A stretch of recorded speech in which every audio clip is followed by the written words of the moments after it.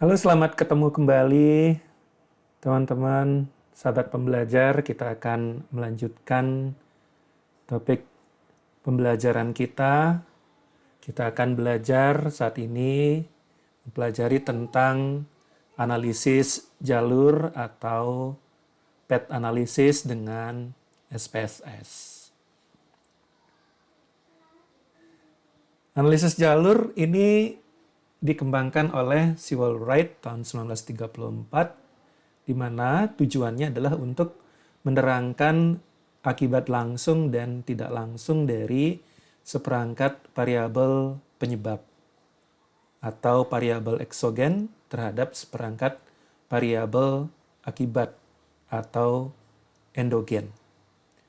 Kegunaannya untuk mengetahui hubungan struktural antara variabel eksogen yang mempengaruhi terhadap variabel endogen atau yang dipengaruhi.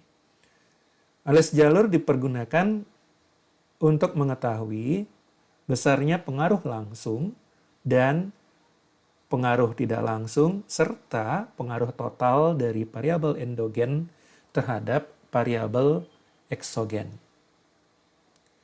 Langkah-langkah dalam kita menganalisis jalur, itu yang pertama adalah kita melakukan uji normalitas setiap data. Kenapa kita tetap mempergunakan uji normalitas setiap data? Karena analisis jalur merupakan bagian daripada analisis regresi, sehingga uji normalitas dan asumsi klasik yang lainnya juga kita terapkan juga di sini.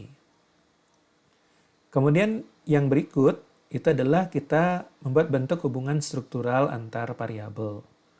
Kemudian selanjutnya yang ketiga kita menghitung koefisien jalur, dan yang keempat kita menguji keberartian koefisien jalur di sini. Nah, langkah-langkah analisis jalur dengan SPSS. Yang pertama kita gunakan langkah-langkah yang sama seperti dalam analisis regresi seperti pembelajaran kita sebelumnya. Jadi pada saat kita membahas tentang regresi, terutama regresi yang multivariat, yang pertama kita bahas tentang uji asumsi klasik. Jadi hal itu pun kita lakukan juga dalam menganalisis jalur. Tetapi dalam pembelajaran kali ini, karena sudah dibahas sebelumnya tentang uji asumsi klasik, jadi tidak lagi dibahas pada saat kita membahas analisis jalur ini. Kemudian yang berikutnya, yang kedua, jadi kita akan masuk atau dengan memperhatikan output navigator untuk koefisien. Kita memperhatikan pada kolom standardized koefisien beta yang kita perhatikan di sini untuk mengetahui nilai daripada koefisien jalur. Kemudian selanjutnya untuk menguji keberartian koefisien jalur, kita ada kriteria. Yang pertama, dengan membandingkan nilai T hitung dengan T tabel. Apabila nilai T hitung itu lebih besar daripada T tabel, maka koefisien jalur berarti pada tingkat alfa yang dipilih, yaitu 0,05. Dan jika sebaliknya, maka koefisien jalur tidak berarti. Atau juga bisa kita dengan membandingkan nilai signifikansi atau p-value dengan tingkat alfa 0,05. Apabila tingkat atau nilai signifikansi atau p-value lebih kecil daripada 0,05, maka koefisien jalur itu berarti. Dan jika sebaliknya, maka koefisien jalur tidak berarti. Nah, di sini kita akan coba kembangkan kerangka konseptual mempergunakan dua buah variabel bebas, satu variabel intervening atau variabel mediasi, dan satu variabel terikat. Di mana variabel bebas kita atau X1 adalah gaya kepemimpinan, variabel bebas kita X2 kita itu adalah lingkungan kerja, variabel mediasi kita atau intervening itu adalah motivasi, dan variabel terikat kita adalah kinerja karyawan. Judul yang diajukan di dalam model atau kerangka konseptual ini adalah gaya kepemimpinan dan lingkungan kerja, pengaruhnya terhadap kinerja karyawan dengan variabel motivasi sebagai variabel intervening di PT ABC. Nah, berdasarkan kerangka konseptual ini dikembangkan hipotesis. Nah, hipotesis yang dikembangkan di sini itu yang pertama, gaya kepemimpinan berpengaruh positif signifikan terhadap motivasi karyawan PT ABC. Hipotesis yang kedua, lingkungan kerja berpengaruh positif signifikan terhadap motivasi karyawan PT ABC. Hipotesis yang ketiga, gaya kepemimpinan berpengaruh positif signifikan terhadap kinerja karyawan PT ABC. Hipotesis yang keempat, lingkungan kerja berpengaruh positif signifikan terhadap kinerja karyawan PT ABC. Hipotesis kelima, motivasi berpengaruh positif signifikan terhadap kinerja karyawan PT ABC. Hipotesis keenam, gaya kepemimpinan berpengaruh positif signifikan terhadap kinerja karyawan PT ABC melalui motivasi. Sedangkan hipotesis yang ketujuh, yang terakhir adalah lingkungan kerja berpengaruh positif signifikan terhadap kinerja karyawan PT ABC melalui motivasi. Nah, sekarang langkah-langkah pengujian. Untuk menguji hipotesis di atas, kita akan melakukan 2 kali melakukan pengujian model regresi, yaitu struktur 1 dan struktur 2. Jadi, sekarang tinggal kita buka ya SPSS kita. Oke, kita akan buka SPSS kita dulu. Nah, jadi terlebih dahulu kita mengentry nama variabel kita. Jadi, kita mempergunakan 4 buah variabel gitu ya. Jadi, X1, X2, X1 gaya kepemimpinan, X2-nya adalah lingkungan kerja, kemudian motivasi dan kinerja karyawan. Kemudian setelah kita entry nama variabel kita, sekarang kita entry data view. Nah, di sini kita akan melakukan pengujian regresi sebanyak 2 kali. Pertama, kita akan menguji regresi X1, X2 terhadap M. Jadi di sini motivasi atau variabel mediasi kita posisikan sebagai variabel dependen. Dan kemudian struktur pengujian regresi kita yang kedua adalah variabel bebas kita adalah X1, X2, dan M, variabel mediasi atau motivasi, sedangkan variabel terikat kita adalah kinerja karyawan atau Y.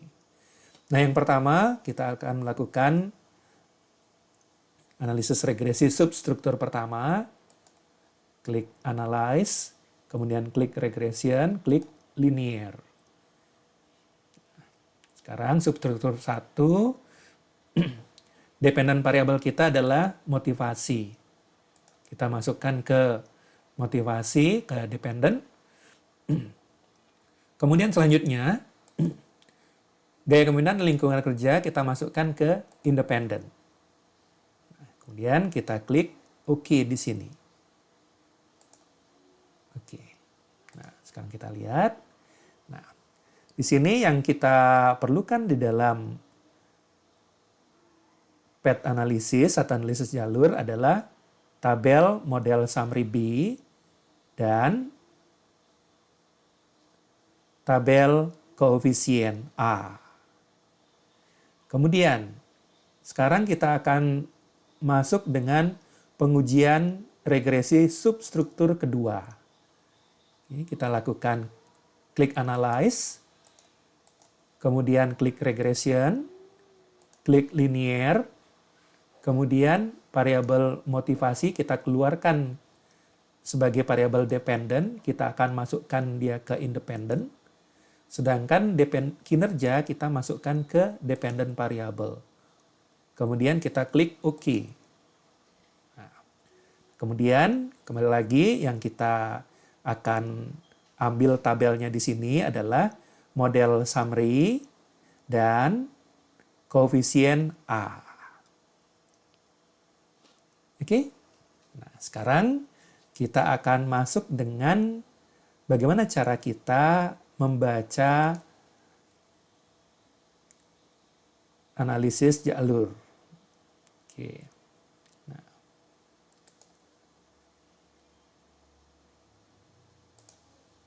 Sekarang kita masuk di sini. Nah, ini yang sudah output untuk model regresi 1. Jadi, yang kita lihat adalah dari apa yang saya sampaikan tadi, dari model summary, itu kita ambil R² 0,407. Kemudian, untuk koefisiennya yang kita lihat adalah standardized koefisien beta. Kemudian yang kita perhatikan juga adalah tingkat signifikansinya. Nah, di sini adalah dependent variabelnya motivasi atau variabel intervening dalam hal ini. Oke. Ini sudah kita lakukan tadi. Kemudian yang tadi sudah saya sampaikan juga untuk output regresi model yang kedua. Jadi dalam hal ini adalah gaya kepemimpinan, lingkungan kerja, dan motivasi sebagai variabel independen, dan kinerja karyawan sebagai variabel dependen. Kemudian kita perhatikan di tabel model summary pada kolom R², kemudian standardized koefisien beta, dan tingkat signifikansinya.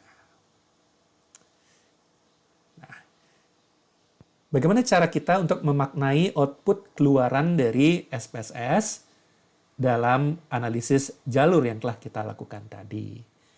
Jadi agar lebih mudah dalam memahami hasil di atas, maka pada bagian interpretasi ini kita akan bagi menjadi 2 tahap interpretasi.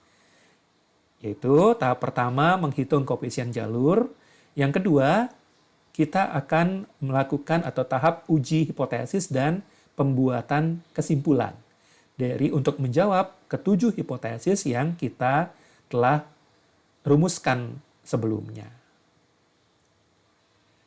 Yang pertama menghitung koefisien jalur. Jadi berdasarkan 2 buah jalur, yaitu koefisien jalur model 1 dan koefisien jalur model 2. Jadi untuk model 1, ini mengacu kepada output regresi model 1. Jadi yang kita perhatikan adalah pada tabel koefisien beta yang kita perhatikan.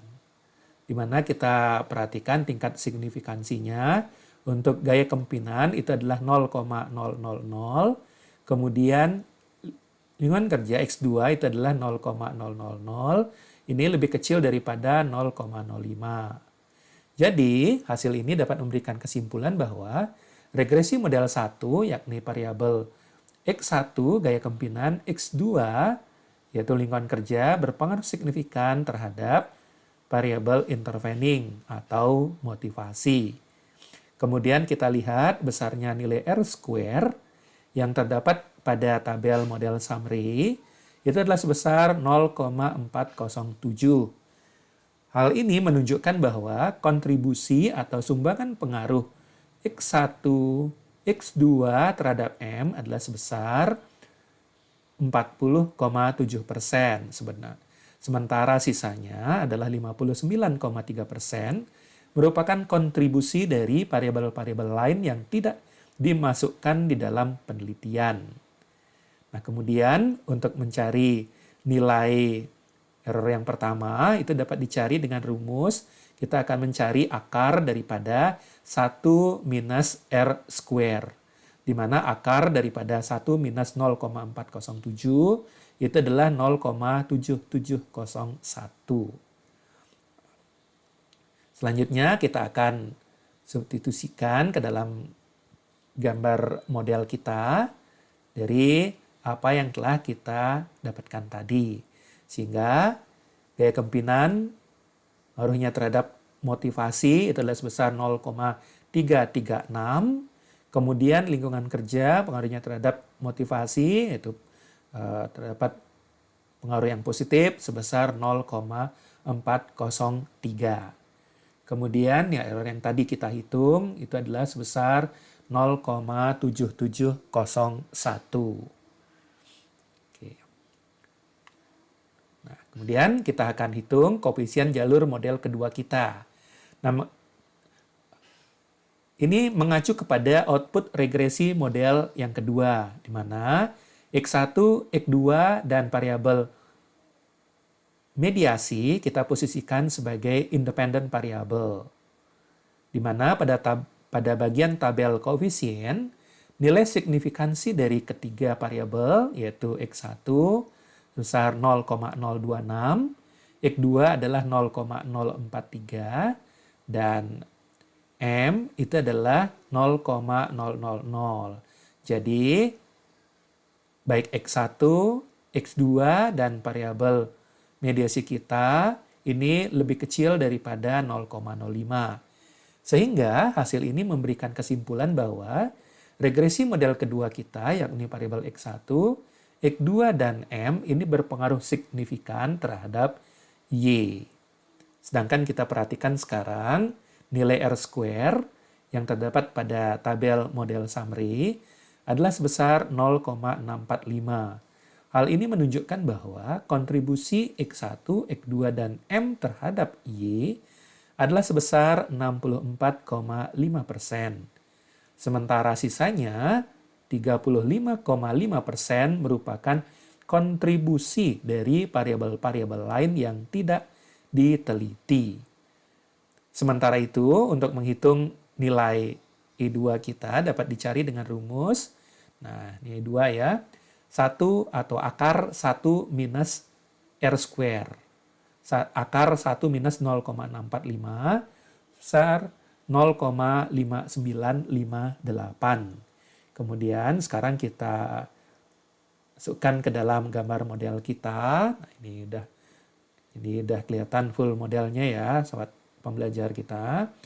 Jadi sekarang kita masukkan jadi pengaruh gaya kepemimpinan terhadap kinerja karyawan, pengaruh positif sebesar 0,156, kemudian pengaruh lingkungan kerja terhadap kinerja berpengaruh positif sebesar 0,146, kemudian pengaruh motivasi terhadap kinerja karyawan PT ABC adalah terdapat pengaruh yang positif sebesar 0,612. Kemudian tingkat errornya di sini adalah 0,59528 yang tadi kita hitung tadi. Oke. Kemudian kita akan lanjutkan dalam tahap uji hipotesis dan pembuatan kesimpulan. Yang pertama, analisis pengaruh X1 terhadap M. Atau pengaruh langsung gaya kepemimpinan terhadap motivasi sebagai variabel intervening. Di mana dari analisis di atas diperoleh nilai signifikansi X1 sebesar 0,000 lebih kecil daripada 0,05. Sehingga dapat disimpulkan bahwa secara langsung terdapat pengaruh signifikan antara gaya kepemimpinan terhadap motivasi kerja karyawan PT ABC. Hipotesis yang kedua, analisis pengaruh X2 atau lingkungan kerja terhadap motivasi. Dari analisis di atas kita peroleh nilai signifikansi atau X2 sebesar 0,000 lebih kecil daripada 0,05. Sehingga dapat disimpulkan bahwa secara langsung terdapat pengaruh yang signifikan antara lingkungan kerja terhadap motivasi kerja karyawan PT ABC. Kemudian selanjutnya yang ketiga, analisis pengaruh gaya kepemimpinan terhadap kinerja karyawan. Dari analisis diperoleh nilai signifikansi atau X1 sebesar 0,026 lebih kecil daripada 0,05. Sehingga dapat disimpulkan bahwa secara langsung terdapat pengaruh yang signifikan antara link gaya kepemimpinan terhadap kinerja karyawan PT ABC. Kemudian yang berikutnya, analisis pengaruh lingkungan kerja terhadap kinerja karyawan. Dari analisis diperoleh nilai signifikansi atau dari X2 sebesar 0,043 lebih kecil daripada 0,05. Sehingga dapat disimpulkan bahwa secara langsung terdapat pengaruh signifikan antara lingkungan kerja terhadap kinerja karyawan PT ABC. Kemudian yang kelima, analisis pengaruh motivasi terhadap kinerja karyawan PT ABC. Dari analisis diperoleh bahwa nilai signifikansi motivasi sebesar 0,000 lebih kecil daripada 0,05 sehingga dapat disimpulkan bahwa secara langsung terdapat pengaruh yang signifikan antara motivasi terhadap kinerja karyawan PT ABC. Nah, selanjutnya yang keenam, analisis pengaruh gaya kepemimpinan melalui motivasi terhadap kinerja karyawan. Nah, diketahui pengaruh langsung yang diberikan oleh X1 terhadap variabel motivasi, ini ada keliruan sedikit ya terhadap variabel motivasi, ini adalah sebesar 0,156, sedangkan pengaruh tidak langsung X1 melalui motivasi terhadap kinerja karyawan adalah perkalian antara nilai beta X1 terhadap motivasi dan nilai beta motivasi terhadap Y atau kinerja, yaitu 0,336 kali 0,612, yaitu adalah sebesar 0,206. Maka pengaruh total yang diberikan oleh X1 terhadap variabel kinerja karyawan adalah pengaruh langsung ditambah dengan pengaruh tidak langsung, yaitu 0,156 ditambah 0,206, itu adalah sebesar 0,362.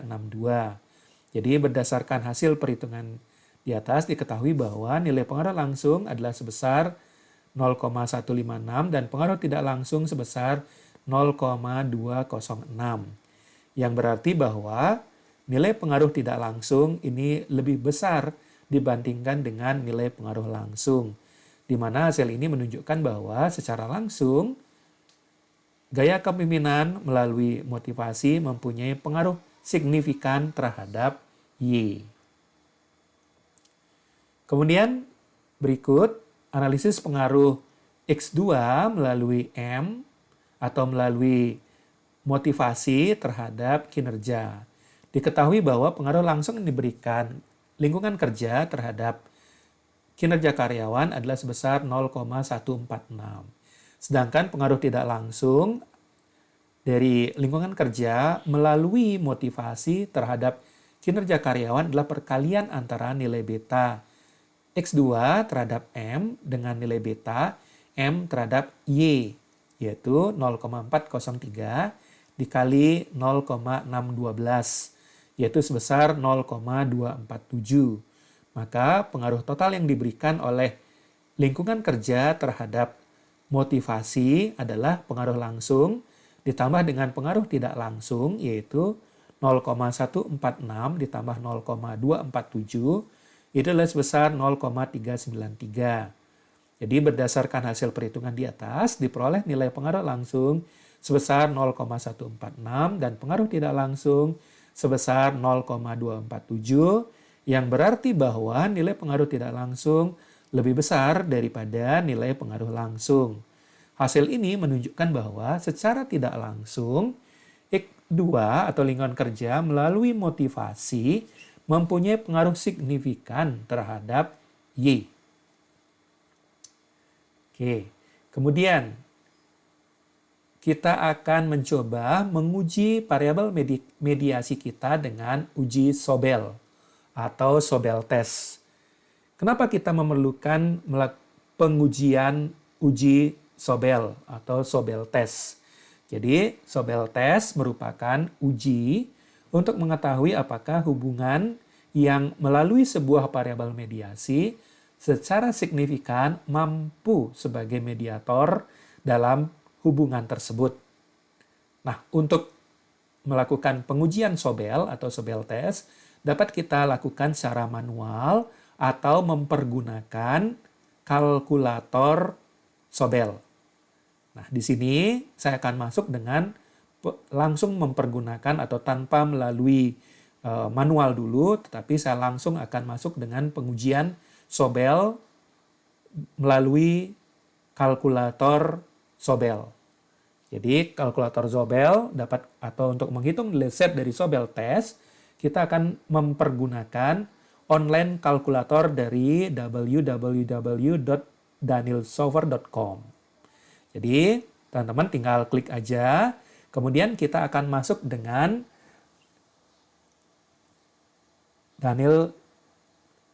danielsolver.com atau kalkulator online daripada Sobel test yang akan kita lakukan.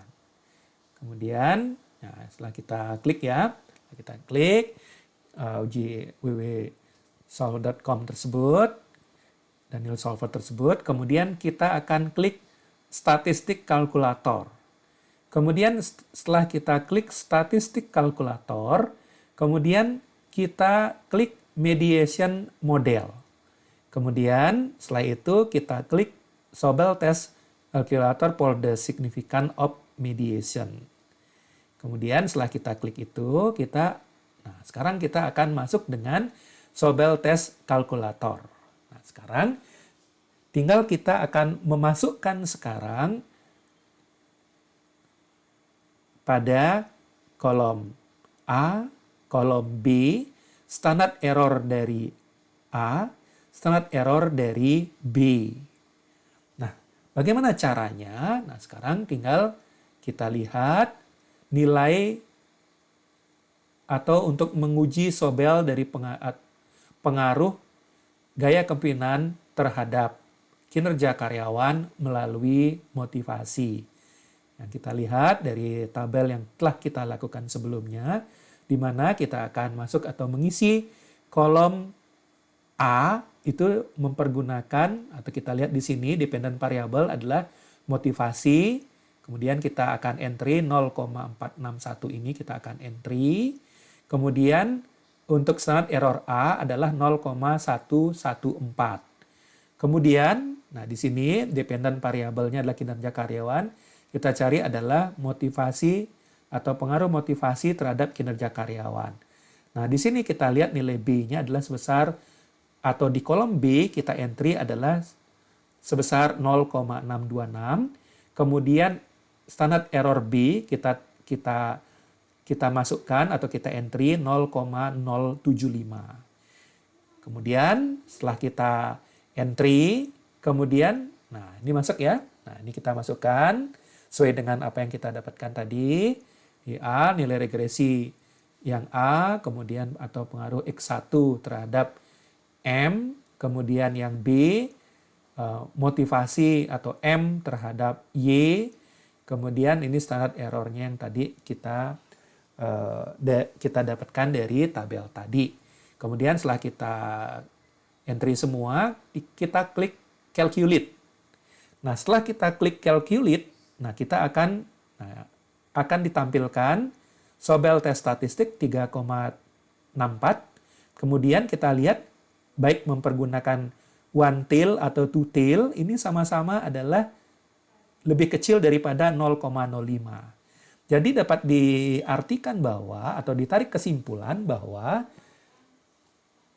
gaya kepemimpinan berpengaruh terhadap kinerja karyawan melalui motivasi, atau dapat juga kita benarkan bahwa variabel motivasi adalah sangat berarti atau sangat tepat kita pergunakan sebagai variabel mediasi di antara gaya kepemimpinan terhadap kinerja karyawan PT ABC.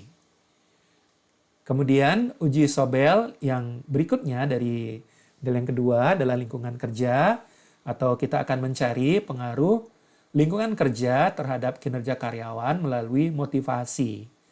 Cara yang sama dengan kita memperhatikan koefisien B dan saat error. Untuk kolom A, kita akan entry 0,324, standar error A 0,067. Untuk kolom B 0,626, saat error B itu adalah 0,075.